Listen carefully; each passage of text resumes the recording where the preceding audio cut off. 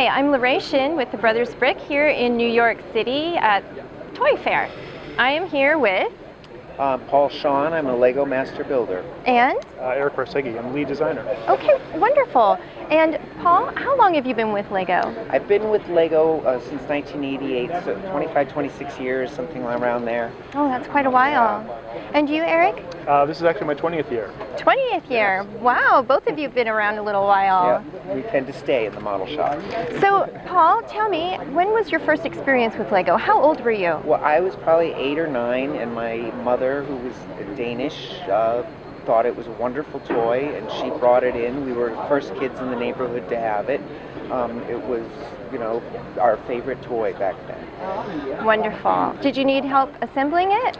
No, it was a much more basic toy back then. You just 3 or 4 colors, and roof bricks and doors and windows and wheels, and there weren't even really instructions. You just built whatever you wanted. And then you, Erik, did you have the same experience? My journey is a little bit different than that. I didn't really have any LEGO as a kid. A friend of mine, Jeff, I'd go over to his house every once in a while, and we'd play together. But I really didn't get into LEGO until I started working at the company. My interests were more in the arts. I was always drawing and painting as a kid. And so when I got hired at LEGO, I really just saw the potential of LEGO brick as another art medium. Oh, excellent. Wonderful. Well, so now how did you get hired on with LEGO? How did that occur? Well, I actually used to be a pastry chef, and when I left that profession, I was looking in the newspaper back in the old days, before computers, and I found an ad for a full-time temporary model builder trainee at LEGO, and I went in and applied for that and got the job.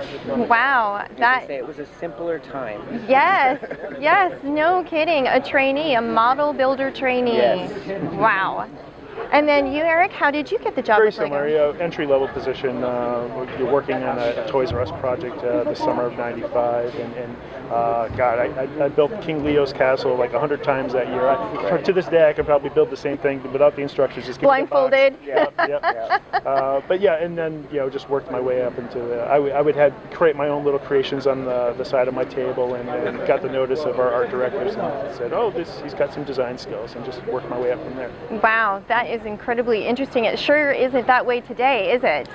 No, now we tend to get hundreds of applicants when we do it, and it's a very long interview process. Such a high profile. Yeah, right.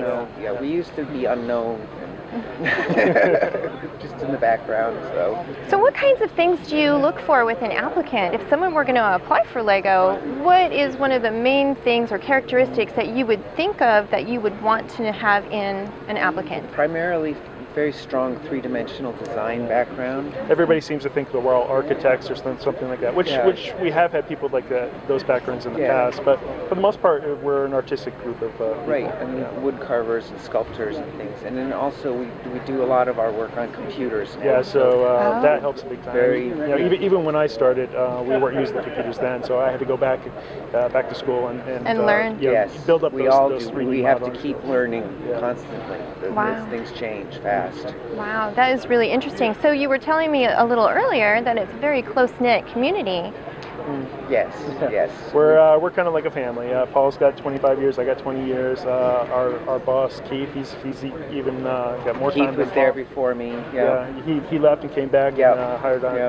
Now he's running a shop for us, and so we're like a family, a very tight-knit group. Wow, that is exciting. And I think someone was retiring this year. Is that right? Yeah, Your first. Yes. Yeah, Steve's retiring. He's hanging up his bricks, and then he's probably going to go back to wood carving, and that's his first love. So, wow. Yeah. That is very interesting. Well, thank you both very much for the interview. And this is Lorae Schin with the Brothers Brick coming to you from Toy Fair in New York City.